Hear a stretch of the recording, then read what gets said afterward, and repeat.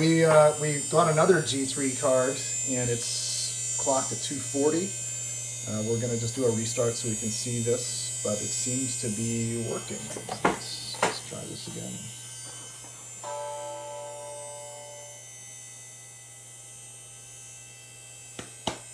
And we have another 8100 board that we just got that we're going to test and see if it is happy as well, although it looks very scratched.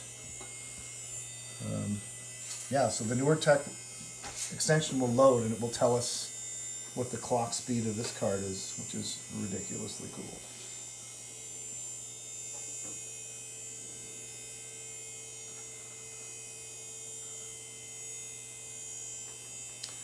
It's on its way. There we go. So it says 238 megahertz, 1 megabyte cache. That's very cool. So it's just like the other G3 card, only just not as fast. But they're still pretty rare. So we're going to take a look at the clockometer software.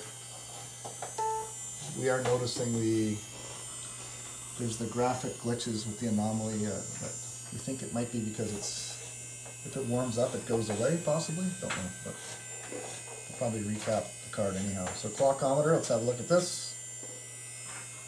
PowerPC 750, 238, very cool. And we'll double check the cache. It looks to be 1024 backside cache was 160.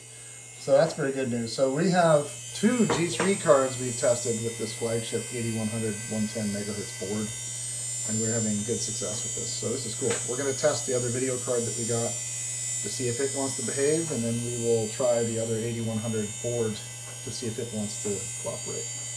Coolio.